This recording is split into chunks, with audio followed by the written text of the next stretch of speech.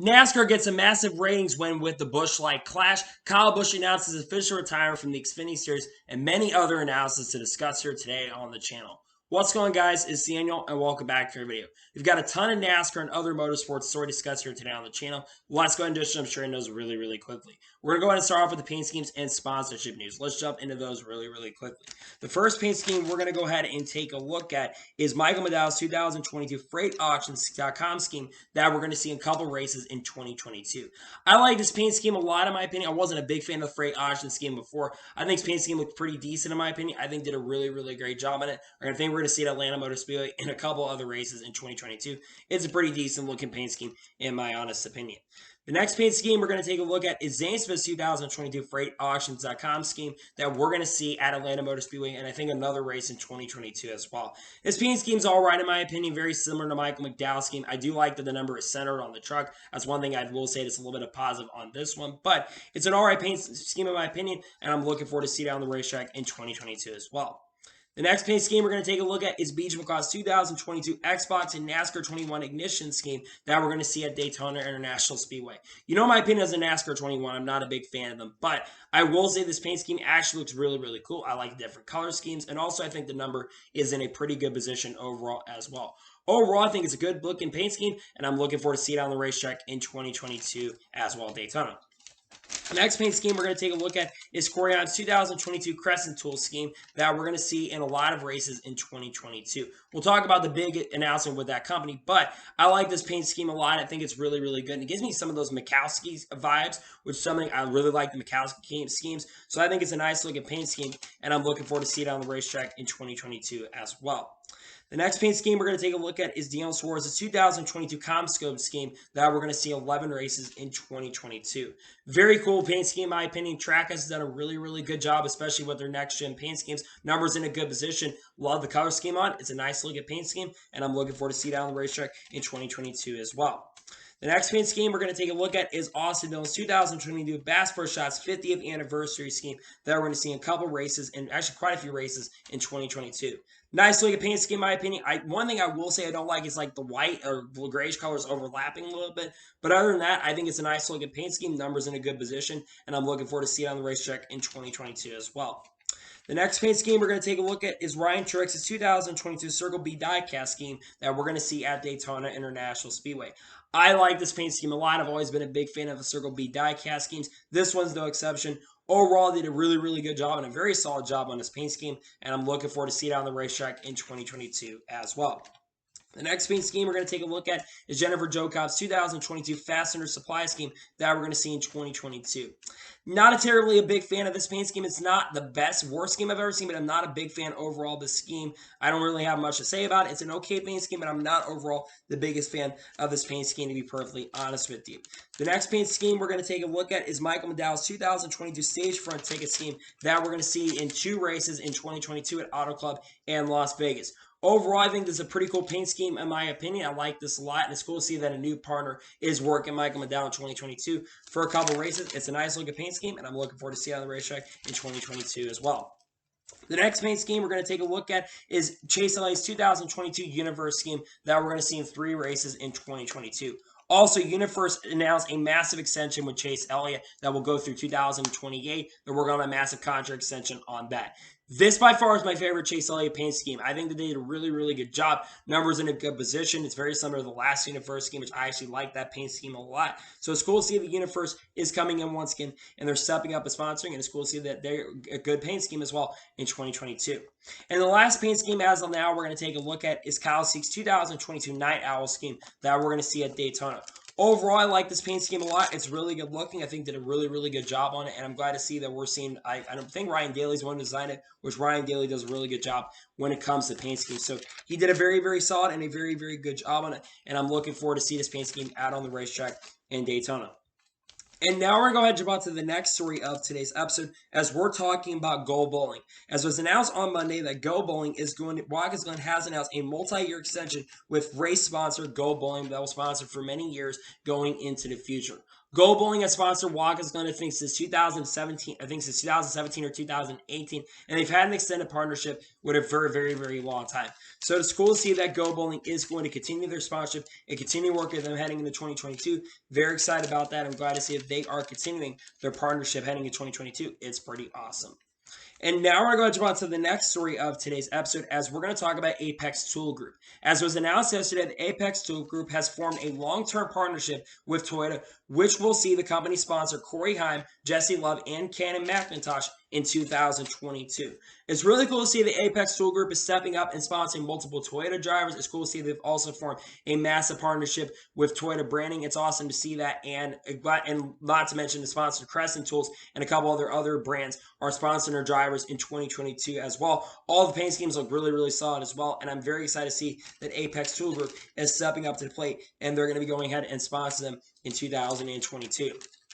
And now we're going to jump on to the next story of today's episode, as we're talking about Steps Towing. As was announced today, the Steps Towing has become the official truck recovery service partner of NASCAR. Steps Towing basically started working, I think, this year. I think they've worked in NASCAR for the last couple of years. So it's cool to see that Steps Towing has become the official partner and official branding and partner of NASCAR. I think having a company like that step up to the plate and work in 2022 with them, I think is really, really cool. Very, very awesome. And I'm glad to see that Steps Towing is stepping up and sponsoring in 2022 and working with NASCAR in 2022 as well. And now we're going to go ahead and jump on to the next story of today's episode, as we're talking about Bristol Dirt's tentative schedule. This was basically announced, I think was announced on Monday.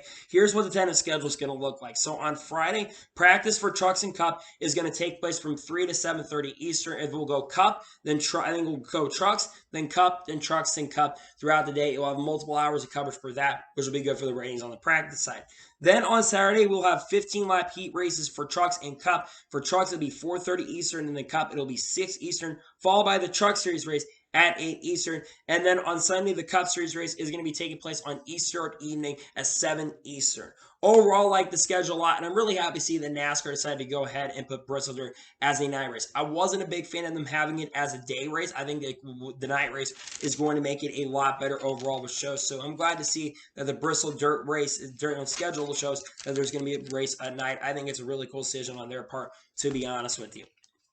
And now we're going to go and jump on to the next story of today's episode, as we're going to talk about the Busch Light Clash markets. Now, we're going to talk about the Busch Light Clash in many parts of this episode, but let's talk about the markets of the Busch Light Clash. So, the top 5 markets for the Busch Light Clash were Greensboro, South Carolina. Second was Charlotte. Third was Indianapolis. Fourth was Norfolk. And fifth was a tie between Tampa, Raleigh, and Jacksonville. Now, we don't see Los Angeles on there, but Los Angeles did have a really, really good share. We'll talk about Los Angeles here in a little bit here. But in the top 5 markets, it's definitely very interesting. And no surprise, Greensboro is the top market. Greensboro always seems like they're the top market when it comes to this stuff. So that does not surprise me that Greensboro was the number 1 market for this event overall as a whole. And again, not a very big surprise to me that Greensboro was number 1. And those are the top 5 markets for this event overall. Pretty interesting that those were the top 5 Busch Clash markets for the event. And now we're going to jump on to the next story of today's episode, as we're going to talk about the Busch Light Clash once again, as this was reported by Adam Sirk. The Clash at the LA Coliseum merchandise sales were 3 times greater than the last time the race was held with no attendance restrictions in 2020 at Daytona. Now, if this was a Daytona 500, I think that'd be really, really good. But it is the Busch Light Clash, so that is a little bit of a negative for a couple reasons. And the big reason for that is because of the fact that basically you have 3 times market, yes, and of course we had a lot of different companies to work with and stuff. But the reason it is a little bit of a negative, in my personal opinion, is the Busch Light Clash in 2020 did not really get good ratings, and barely anybody showed up. So it is a little bit disappointing that only 3 times. I would expect that number to be a little bit greater. That being said, though, it is a good thing, though, that the number did increase for the Busch Light Clash in regards to that side of things. And it's good to see that we got to see more merchandise increases right there, in my honest opinion. And now we're going to jump on to the next story of today's episode, as we're talking about Oracle. As was just announced a few minutes ago, that Oracle has become the title sponsor of Red Bull Racing, and the team is now going to be called Oracle Red Bull Racing. For many, many years, it's just been called Red Bull Racing, but now it looks like Oracle is stepping up, and they are going to become work as a majority sponsor of the team, and they will become the official title sponsor of the team in 2022. Paint scheme was also revealed just a little bit ago, and I have to say that the paint scheme, that overall looks pretty good in my honest opinion, and I think it's Really awesome and really great to see that Oracle stepping up to the plate and sponsoring Red Bull in 2022. Red Bull, of course, coming off of winning the championship in 2021, albeit it was very controversial. But Oracle stepping up to the plate and working with Red Bull, I think is very, very awesome, becoming a majority owner of the group. And I'm glad to see that Oracle is stepping up to the plate and working them in 2022. I think it's really, really awesome, and it's really cool, to be perfectly honest with you. And now we're going to go ahead and jump on to the next story of today's episode as we're talking about Jared Prince. As Casey Campbell had his recent interview with Christian Ecks about his 2022 season, and he says that Jared Prince is going to be the crew chief for Christian Ecks in 2022. I don't really have much knowledge on Jared Prince. I'm not sure how much crew chiefing experience he has, but I will say that the driver will be able to help out Jared Prince just a little bit, and hopefully Jared Prince can do a really, really good job being a crew chief for Christian Ecks this upcoming season. Because let's be for real, Christian Ecks, I think, has a good shot to make the playoffs here, and I think he's got a good shot as anybody of potentially winning races this year in 2022. Overall, I wish Jared Prince the best of luck. He's going to have a really good opportunity to work with Christian Ecks this year, and I'm glad to see that he'll be working with Christian Ecks in 2022. Hopefully, he'll help Christian have a great year in 2022 as well. And now we're going to jump on to the next story of today's episode as we are talking about Alvin Kamara. Now, someone asked in regards is what is NASCAR going to do about Alvin Kamara? And Bob Pocker is reporting, he says that NASCAR is not commenting on NFL star Alvin Kamara, who has had a NASCAR role in further growth and development. The New Orleans Saints have not also made a comment yet on his arrest following a fight in Las Vegas. For those who don't know, we talked about this on the channel on Monday. Alvin Kamara Sunday night was arrested in Las Vegas for getting involved into a fight. Now, we don't know how long he'll be in jail. He'll probably most likely get released early. Apparently, what the charges are, I think it's 5 years in jail. But most likely, he's going to get out of prison very, very early for getting into a fight. I'm not going to lie, I'm very, very surprised and very, very shocked at the same time that NASCAR has not really made a statement on Alvin Kamara. I would have thought that maybe they would have already made a statement on Alvin Kamara at the time, considering what Alvin Kamara did was really unforgivable in my opinion. What he did was something you should not do, is basically get into a fight, especially since a lot of the NFL players who were in the Pro Bowl did not really get into fights and did not get in trouble. So overall, I'm very intrigued to see if NASCAR is going to make a statement. I'm not sure if they're going to, but I would expect that maybe they'll make a statement. We'll have to wait and see what happens in regards to that. And now we're going to jump on to the next story of today's episode as we're talking about Roper Racing. As Roper Racing has confirmed that they will not enter the season opener in Daytona next week. And the team's 2022 schedule is expected to be released at a later date. And there's been further reporting that's come out to say that they're most likely to return into the middle of the season.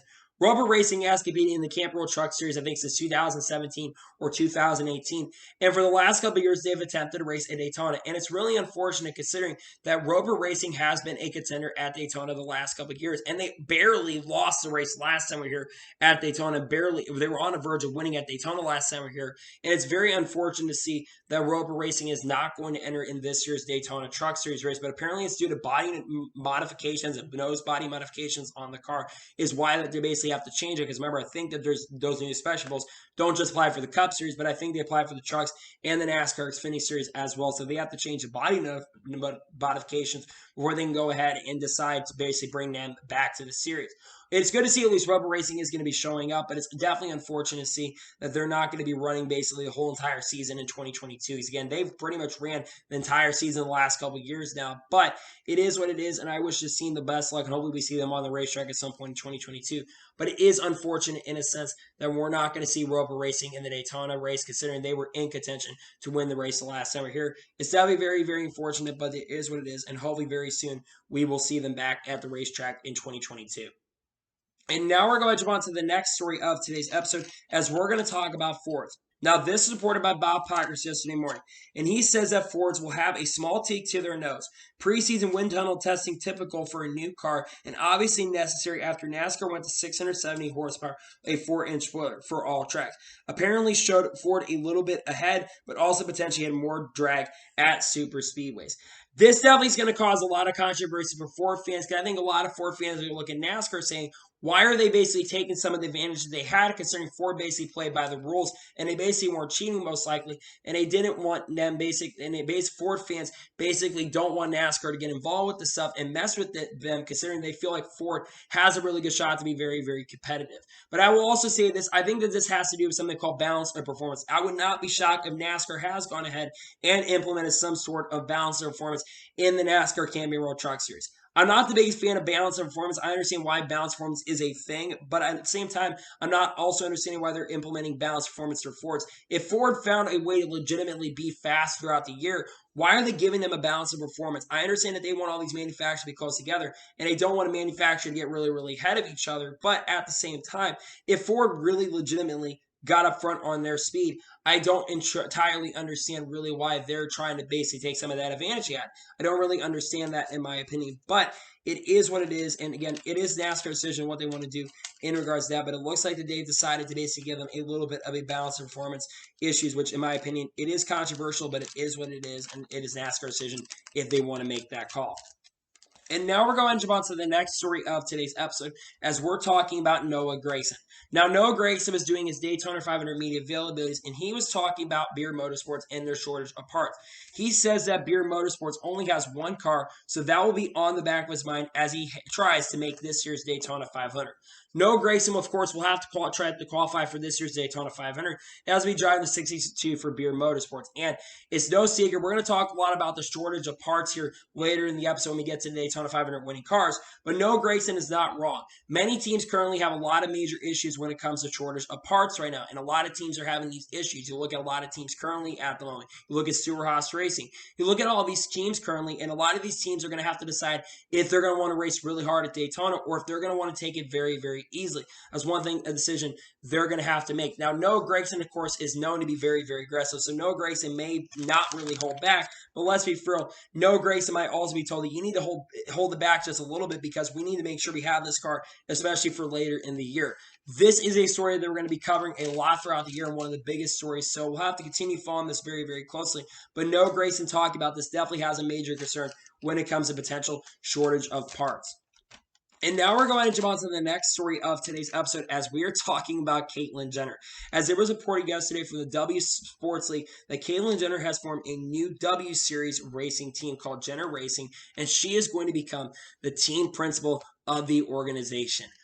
Honestly, if you would have told me that Caitlyn Jenner was going to get involved in some sort of motorsports racing, I would have laughed at you. I cannot believe that Caitlyn Jenner is getting involved in motorsports racing. This definitely is a massive, massive shock to me, considering we know all about Caitlyn Jenner. She's been involved in a lot of other things as well very, very recently. But I'm definitely very, very surprised that she's getting involved in the W Racing Series, which will definitely get a lot of traction, I will say, even if it's very controversial. It will definitely get overall a lot of attraction. A lot of people will be overall talking about it. So it's definitely very interesting that she has formed her own W Series racing team. It's basically got involved in a W Series, and pretty crazy story overall, to be perfectly honest with you. And now we're going to go and jump on to the next story of today's episode as we're talking about Jordan Anderson Racing. Now, Jordan Anderson this morning was on Sirius 7 NASCAR radio, and he says that he will have the 3-truck full-time in 2022 with a mixture of drivers. Jordan said that he will drive that truck at Daytona and Las Vegas for the first 2 races, and then it'll be a rotation of drivers that are in that 3-truck in 2022. He also hinted that there might be a second Jordan Anderson Racing Xfinity Series car for all the super speedways that he will drive in 2022. It's really cool to see that Jordan Anderson's truck team is still going to be around. I hope that they put a little more effort. I hope he puts a little more effort into his truck program more than the Xfinity. I think the Xfinity Series team has done very, very well. I just hope that he can put a little more effort into their NASCAR Camping World Truck Series program, and that 3-truck can be a little bit more competitive. Now, I know the Truck Series is super competitive, but I want to see a 3-truck contend for some top 20s and some top 25s more consistently than they did last year. And I trust me, I like Jordan a lot. I just hope that their team can do a little better in 2022 in the NASCAR Camping World Truck Series. But it's cool to see that they are going to be around this year in the Truck Series on a full-time basis. And now we're going to jump on to the next story of today's episode as we're talking about David Reagan. Now, David Reagan said earlier today that he will run both Daytona races and his schedule is to be determined. He would like to run a short track race and possibly one of the Atlanta races in 2022, and he will sit down with Ricker Racing and have conversation with them to determine what his schedule is going to end up looking like for 2022.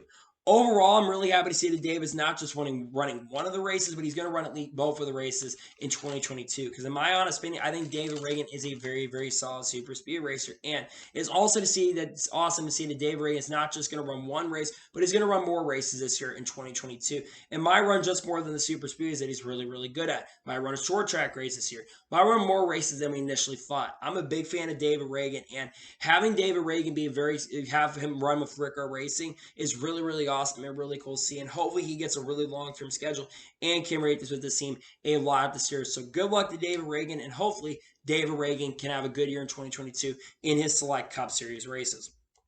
And now we're going to jump on to the next story of today's episode, as we're going to talk about mechanical failures. This is reported by Dustin Law from NASCAR and NBC, and he reports that while the source of Tyler Reddick's mechanical failure was a cause of a little concern, a Chevrolet official was pleased by the durability and performance of the next gen in LA. Looking at the damage of the car, they're probably already fixed. You look at some of the damage from the cars. There was a lot of cars that got damaged in the Busch light clash, and especially with the next gen shortage, we'll talk a lot about in this episode. With the next gen shortage problems, potentially you don't want to wreck these cars a lot, but apparently, as the GM said, there was some damage on Tyler Reddick's car. He did say that there was not, that these damage probably got fixed. If this cars were able to get fixed and didn't get a ton of damage, that is extremely impressive, considering again that these cars are supposed to be a lot more durable, but it seems like these cars also seem to break a lot more easier at the same time as well. And I think it is pretty cool to see that if they're able to fix these issues and get these mechanical problems do end up getting fixed, that's a major positive. They were able to get them as fixed as quick as possible. I think that's a big benefit, and that's a major, major positive. Overall, I think this is a step in the right direction if things are getting fixed quicker, because especially with the issues of the next gen shortage parts, I think it is a very, very big positive, and it's really, really cool to see if they were able to get these mechanical issues fixed for this. I think that'd be a really good thing and awesome to see that they're able to fix these cars a lot easier, because these cars are supposed to be a lot easier to build, but they're all supposed to cost a lot more money at the same time as well. So that's one thing of the biggest focuses, and it's a good thing at least that could be a good thing for the future. And now we're going to jump on to the next story of today's episode, as we're going to talk about the Busch Light Clash and the attendance. This is reported by Adam Stern on Monday, and he said attendance for yesterday's Busch Light Clash at the Los Angeles Coliseum ended up exceeding 50,000 people per sources. It did look like there were more than 50,000 people there, and if it's really true that more than 50,000 people showed up to this year's Busch Light Clash, I think that is a massive, massive win for NASCAR, considering that stadium in the Los Angeles Coliseum can hold around 78,000 people inside the LA Coliseum. I think that's a really big positive also, considering the fact that they had to basically cross up a little bit of the area. I think that 10,000 seats were blocked off for sponsorship uses, so 68,000 seats were available, and have over 50,000 people show up for the Busch Light Clash at the Coliseum. I think is a massive, massive, massive win for NASCAR in a sense that more people showed up. And it really looked really, really full, even on the backstretch. I will say, backstretch there were points where they were really, really scarce, but also on the front stretch there were points that weren't really, really scarce either. So I think that having the Busch Light Clash be able to have a really good attendance, especially for the first event, have over 50,000, because NASCAR was saying that there were going to be 50,000 fans that were going to show up. The fact that they exceeded more than 50,000, which would look like more than 50,000 showed up to the event, I think is a really good thing for NASCAR, and I'm happy to see that they were able to have that happen. And also, it's good to see that the event was able to be very, very successful at the same time as well. I think that's a really good positive, to be honest with you. And now we're going to jump on to the next story of today's episode, as we're going to talk about the LA TV market. Now, this is reported by executive from Fox, now who does NASCAR, Michael Milhillville. He says that the Clash at the Coliseum earned a 2.7 ratings in 11 share yesterday in Los Angeles. Other than the Daytona 500, that is Fox's best NASCAR rating in Los Angeles in nearly 6 years. That is huge, considering Los Angeles is a massive, massive market. To have them have their most watched NASCAR race, at least in Los Angeles, in nearly 6 years, besides the Daytona 500, I think is a really, really big positive. And NASCAR could be in, because especially look at the Los Angeles market. Los Angeles market is a massive, massive, massive market. And a lot of people live in Los Angeles. Yes, of course, other areas, there's going to be better when it comes to that. But I think it is really, really awesome to see that NASCAR really did have really good ratings, especially for the Los Angeles area. Holy crap, to have a 2.7 share and a 2.7 rating in Los Angeles, nonetheless, that's freaking awesome. Now, again, it's going to be lower than areas like Greensboro and Indianapolis and stuff, because those are smaller cities. But to have it to be one of the biggest areas, especially when it comes to ratings, especially in the Los Angeles area, I think is absolutely a 1000% great thing for the sport. And to me, I am very, very happy to see that we got to see some really exciting and some really, really good ratings, especially in the Los Angeles area. I think the success of this event, too, is really, really good. And I'm glad to see that Los Angeles got a massive, massive rating in Los Angeles. And NASCAR is something really, really good to work with going into the future for the sport. And now we're going to jump on to the next story of today's episode as we're going to talk about the Busch Light Clash TV ratings from the heat races. This is reported by Bob Pockers and multiple other reporters, and he says that heat races had 2.64 million viewers, most for a qualifying event since 2016 Daytona 500 qualifying on Fox. The fact that the heat races still almost got over 2.5 million viewers, I think that absolutely is a massive, massive positive. And to have the most watched qualifying event in 6 years, holy crap, that is absolutely incredible. And that is absolutely insane, the fact that they got 2.5 million viewers for qualifying. Yes, I know it's heat racing, it's racing compared to Daytona 500 qualifying, but even last year, Daytona 500 qualifying was on a midweek race, which even on Sundays, they've been losing their treachery, especially with that.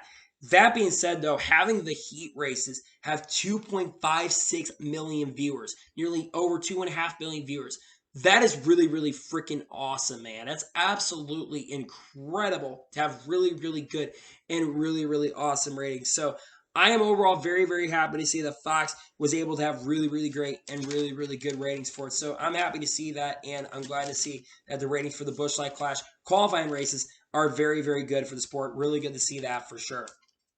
And now we're going to jump on to the next story of today's episode as we're talking about Lando Norris. As was announced this morning that Lando Norris has signed a 4-year contract extension with McLaren, and he will be with the team through the 2025 season. Lando Norris has been in F1 for the last couple of years. I think he started racing in Formula 1 in 2018 or 2019. And Lando Norris, considering the equipment he had been in really up until this year, Lando Norris really had done really, really well, especially in 2021. Lando Norris has improved very, very well. And every single year, he's gotten more and more points. I think he got like 150 points this year, which is really, really good considering McLaren. And he ended up finishing, I think, 4th or 5th in the points very, very respectively. And especially a lot of this year, he was in the top 3 points. And he was contending for wins, especially at Monza where he finished second, his teammate Daniel Ricciardo, and had Russia in the bag until, unfortunately, rain came in and unfortunately affected him. When I think of Lando Norris, I think he is a generational talent. If you put him in a really like a Mercedes, I think he could win. But again, I understand what he's doing. He probably, because I think what he's doing here is signing long term. I think what he's thinking is McLaren is going to be a much better team this year. But again, that's something that is really hard to be determined right now due to the fact that we don't really know how the regulations are going to work for Formula One, and we don't know what teams are going to be good. But I understand having a really good relationship with McLaren. I think Mercedes is also involved with the team as well, which helps supply really, really good parts to them. And I would expect, how would I think Lando Norris is going to do over the next couple of years? It really is going to be determined how these regulations go for F1. If these F1 regulations go really, really well, and we see McLaren go up to the top again like they used to be back in the day, I would not be shocked if we see McLaren contend for a championship with Lando Norris. I think Lando Norris is an underdog to do really, really good this year, and I would not be shocked if he gets a surprise win this year in Formula One. I think he got really close to doing it last year, and I think every year he's gotten better in Formula One, and I would not be surprised and would not be shocked in the next couple of years if we see Lando Norris get a victory in Formula One. So I'm overall very, very happy and very excited to see that Lando Norris is coming back to Formula One on a full-time basis with the team, and I'm glad to see that he will be once again with McLaren for the next couple of years. I think that's a great thing, to be honest with you.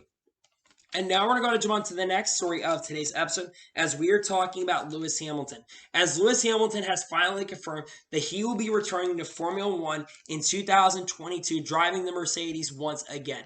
I expected this, to be honest with you. I expected that Lewis Hamilton was going to come back to Formula One. A lot of the reason why there was a lot of skepticism around if Lewis Hamilton was going to return to Formula One or not is because of the fact of the decisions that they made with the F1. They really have not made a decision around Abu Dhabi. And there have been a lot of people like Toto Wolff and them saying that basically Lewis Hamilton was really, really disregarded. And you saw Lewis Hamilton basically unfollow F1. He followed Max Verstappen, unfollowed a lot of people from the Formula One world on Instagram. And there was some speculation that Lewis Hamilton was maybe not going to come back to Formula One, but it's good to see that he's confirmed he's returning to F1. Now, in my personal opinion, when it comes to the championship, I still think Max Verstappen deserved the championship, even though I do feel like Lewis Hamilton kind of got a little bit screwed there at the end. I still think Max Verstappen was better than Max Verstappen was still better than Lewis Hamilton throughout the whole entire season. So I still think that Lewis Hamilton will, but I will say this. I think Lewis Hamilton is going to be very, very hungry. I think he's going to be very hungry to win, and I think he's going to want to go out there and win this championship this year. And I think that Lewis Hamilton has a very strong chance to do that this year, considering Lewis Hamilton is is arguably the best Formula One driver. I would say he is the best Formula One driver in the history of Formula One, and I think that Lewis Hamilton, in all seriousness, can come back here and win this championship and finally win that 8th championship. Now, I wouldn't be shocked if he wins the 8th championship this year if he decides to hang up the helmet and go and do some other forms of racing. I would not be entirely shocked if he ends up doing that. That being said, though, it's really cool to see Lewis Hamilton is coming back to Formula One. I think he's got a good chance of going back and win. It would not surprise me if Lewis Hamilton becomes an 8-time world champion and does it this year in 2022, in my opinion. And now we're going to go jump on to the next story of today's episode, as we're going to talk about the Daytona 500 winning car and next-gen part shortages. This is reported by multiple reporters, and basically we'll listen at from Bob Pogg's report. He says that the winning Daytona 500 team gets to keep the winning car. NASCAR will scan the car and create a wrap of winning team's paint scheme, along with confetti, and place it on the body of a next-gen prototype car used in testing. That wrap prototype will be on display in Daytona. He also says that this is only being done this year because teams don't have many cars. This has been a really big conversation. This has been expected that the Daytona 500 winning car was not going to be used in the Daytona 500 Museum. This is the first time in many, many years, I think I can remember in my lifetime, that NASCAR has done this. And again, the big reason why they're only doing this for this year is due to many of the next-gen parts shortages. Many teams have been really open about that there has been a massive issues with parts shortages. And there really have been a lot of concern that because of this, we weren't going to see a full field in this year's Daytona 500. Well, we're not only going to see a full field, but we're expecting to see 42 cars in this year's Daytona 500. And we're seeing a lot of teams really concerned about part shortages. We heard this from Rodney Childers this past week, and last week we talked about this on the channel. Rodney Childers said they only have one backup car. I don't know if that was with Kevin Harvick's team or if that was with Stewart Haas Racing in general. But we know that there is a massive part shortage in the industry right now. And this is not just in the NASCAR industry. This is in every industry you go into. There are so many shortages and everything, and so much stuff is on back order right now in every industry you go into currently at the moment. And it's really not a surprise to me that we're seeing these massive issues in regards to these next-gen partage shortages. It really is not a major shock to me that we're seeing these problems. The biggest thing that I'm concerned about is we're going to Daytona, and like I just mentioned, there is going to be a full field. Will we see, if we see a massive wreck, will that cause a problem? Which is something I will say. I will tell you there's a couple ways Daytona is going to go. Number one, I think it potentially could be a really conservative race, which I would be more not mad if it is not a major wreck fest. Honestly, if it's a conservative race, I would not be mad about it. And I'll tell you why I'm not going to be mad. These teams need these cars, especially with the issues of the shortages. I know we had issues with the Gen 6 car, but you have to remember these teams are not able to build these cars, and they have to get it from vendors. People that work in those vendorships could end up getting COVID. There's a lot of major issues that could end up coming into place for that. So overall, to me, if you want my honest opinion, I would not entirely be surprised if we see a very conservative Daytona 500, but we also can see it very aggressive. And some of these drivers have already said that they're going to want to be very aggressive, and they're not going to play around it. They're going to want to win the Daytona 500. But to me, I think this is how the Daytona 500 could end up going. I think Daytona 500 could be very similar to 2008. Where you see teams be a little aggressive, but also not overall the most aggressive they could end up being. So this is a big story that we're going to be following throughout the year, and this is something that's not just going to be an issue at the beginning of this year. This is something that's probably going to happen throughout the year. But I will say this. I do expect as we get far down the line into the future, especially throughout this year, I do expect that many teams will have these issues figured out. Some teams are in better position than others. You look at JT Doherty Racing. JT Doherty Racing currently has 4 chassis right now, and they have enough to build 3 right now. Some teams are in a better position when it comes to chassis. Of course, some teams have done their homework better than others, but you also look at some of the wrecks that happen. I expect the race to be a little less aggressive than it was at the Busch Light Clash. I get you want to win that event, but it's an exhibition event, and I was a little surprised how aggressive the drivers were in the Busch Light Clash. That being said, though, this is one story that we're going to be following throughout the year, and these parts shortages is something that we're going to have to watch throughout the 2022 season. So we'll have to wait and see what happens, but it looks like that we're going to potentially still seeing some major issues when it comes to next-gen parts. And now we're going to jump on to the next major story of today's episode as we're talking about Kyle Busch. As Kyle Busch officially confirmed yesterday that he will be retiring from the NASCAR Xfinity Series and will not be racing in the NASCAR Xfinity Series in 2022. But he did confirm that he'll be racing in the Truck Series in 5 races in 2022, and his first truck race is going to be at Las Vegas Motor Speedway. This does not surprise me, and this does not shock me. Kyle Busch has been basically saying that if he got to 100 NASCAR Xfinity Series wins, and he revealed this back, I think, in 2016 or 2017, he said that if he got to 100 NASCAR Xfinity Series wins, he said he was going to retire. Kyle Busch picked up that 100th win at Nashville and then picked up another win at Texas, and he said that this most likely will be my final NASCAR Xfinity Series race. He said he had no partners working with him on that, and he did say that this would be his final race, and basically we thought maybe he was trolling and maybe he was going to be bluffing, but he finally did confirm that he would be retiring from the NASCAR Xfinity Series. Now, a lot of people have their own opinions and really negative opinions on Kyle Busch going into the NASCAR Xfinity Series, but whether you like it or not, Kyle Busch is a driver that did really, really well in the NASCAR Xfinity Series. In 362 starts, Kyle Busch picked up, I think, 101 or 102 NASCAR Xfinity Series victories and was very, very competitive, had many top 5s, many top 10s, and also won a NASCAR Xfinity Series championship in 2009 when it was called the NASCAR Nationwide Series back in the day. I know that a lot of people have their negative opinions, and again, we call it bushwhacking. Back in the day, NASCAR drivers, the beginning of the Busch Series, they used to run there, but over the last few years, NASCAR has been cutting off how many races the Cup Series drivers won. And if you've noticed over the last few years, there have been less and less NASCAR Cup Series drivers running these races. We're seeing a lot less drivers racing in these series. And again, it's no surprise. We've seen Team Penske. They've got no Cup guys, so they're not running it. And look at Joe Gibbs Racing. They don't have as many cars right now because Cup guys are not running as much. Now, we're expecting some Cup guys in their team this year, but that's one thing that's been talked about is there's been less Cup guys in the series, and we've been able to see the driver talent. I will say that the Cup guys coming in has unfortunately affected the development of the series in many, many ways because you really didn't get to see their driver talent show up, and there's a big generational gap in the Cups in the racing series right now, in the Cup series right now, because of these massive, massive issues of these guys racing Xfinity Series. Again, there was a massive supply of Cup sponsors that wanted to go to Xfinity, and they wanted, you guessed it, Cup guys when NASCAR was at the peak and was really, really popular because there wasn't enough sponsorship. That's why you saw so many drivers that raced in the NASCAR Cup Series come down and race in the Xfinity Series. I remember back in 2006, I think it was, I wasn't a fan back then, where he had, I think, at Daytona, like 25 Cup drivers racing it and very few NASCAR Xfinity Series drivers. But like I said, looking at the Xfinity Series success of Kyle Busch, he is still, in my opinion, one of the greatest drivers in NASCAR history. Now, you can definitely take away all of Kyle Busch's done Xfinity and trucks, but honestly, Kyle Busch still earned those wins. And again, I definitely have been really frustrated with Kyle Busch racing in those series at points because he'd definitely be really, really boring. But people didn't get mad when Mark Martin did it. People didn't get really mad when Carl Edwards did it. People didn't get mad when Brad Keselowski did it. People didn't get mad when Kevin Harvick did it back in the day. So there was definitely not as much frustration until Kyle Busch got into it. It's because Kyle Busch gets a lot of hate. Whether you like Kyle Busch or not, he is one of the most successful drivers in NASCAR history. And he, in my opinion, deserves a lot of respect for what he's been able to do in his career. And again, I know that a lot of people don't like Kyle Busch and how much he kind of comes into the Xfinity Series and does that stuff. But it is what it is. And Kyle Busch, in my opinion, he deserves a lot more respect than he gets, in my honest opinion. And now we're going to jump on to the final major story of today's episode as we're going to talk about the Busch Clash TV ratings. I did not expect the ratings to be this good. We are expecting pretty decent ratings, but no one expected the ratings we got. This is reported by Adam Stern yesterday morning. He reported that Fox TV earned a 2.32 rating and 4.283 million viewers for Sunday's Busch Light Clash at the Los Angeles Coliseum.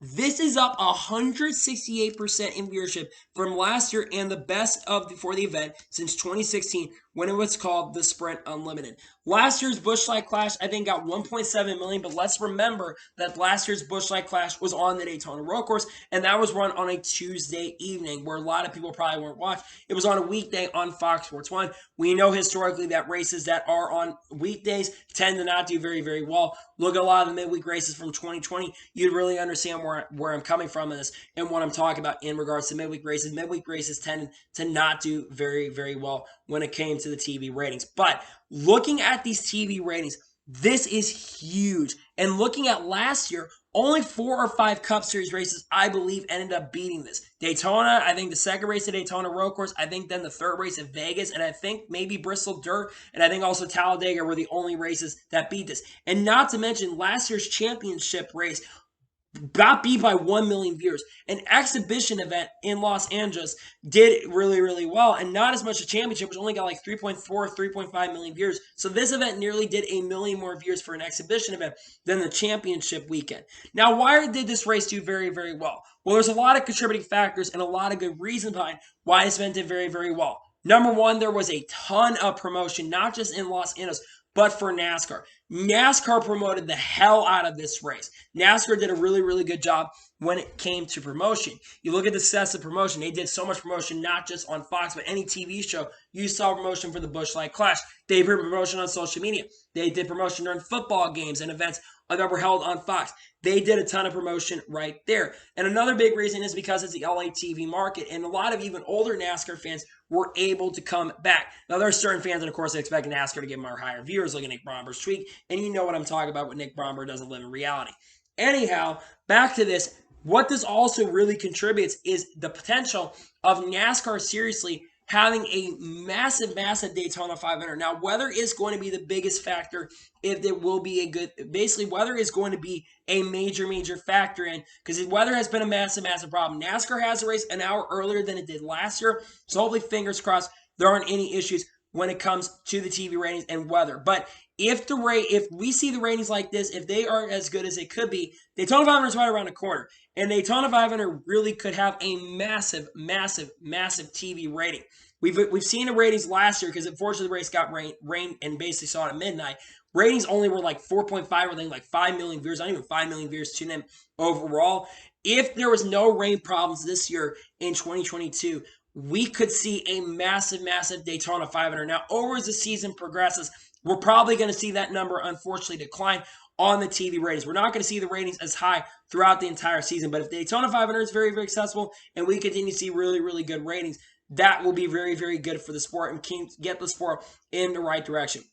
NASCAR caught a massive, massive break, and the success of this event did very, very well. And I think NASCAR, if Daytona 500 really, really sees, I would not be shocked if they come back to the Los Angeles Coliseum in 2023. I would not be entirely shocked. And I think that seeing how successful this was, we're probably going to see NASCAR consider coming back here for the long term. So overall, I think it's a massive, massive positive, a massive, massive win for NASCAR. And the ratings are very, very good, in my honest opinion. NASCAR had a massive success, and NASCAR won on Sunday. So anyway, that is today's long NASCAR news video. I want to thank you guys for watching. Please subscribe to the channel, notifications to be notified when a video does go live on my channel. Follow me on Twitter, Facebook, and Instagram, and support me on Patreon as well. Let's get you below for that, and comment your thoughts on today's video. What are your thoughts about all the stories we discussed here today on the channel, including the TV ratings, Kyle Busch going to retire from the Xfinity Series, among the other stories we discussed here today on the channel? Let me know in the comments below. I most likely am going to have Super Bowl picks on the channel. I'm not entirely sure, but I might be doing Super Bowl picks on the channel, and I will be having the official Daytona 500 intros dropping sometime this weekend, whether that is or Saturday or Sunday. You will see the finalized Daytona 500 intros on my channel this weekend. Check that out. So anyway, like I said, I want to thank you guys for watching today's video, and I'll see you guys next time with some more great and awesome NASCAR and other motorsports content on the channel like this. Take care, everybody.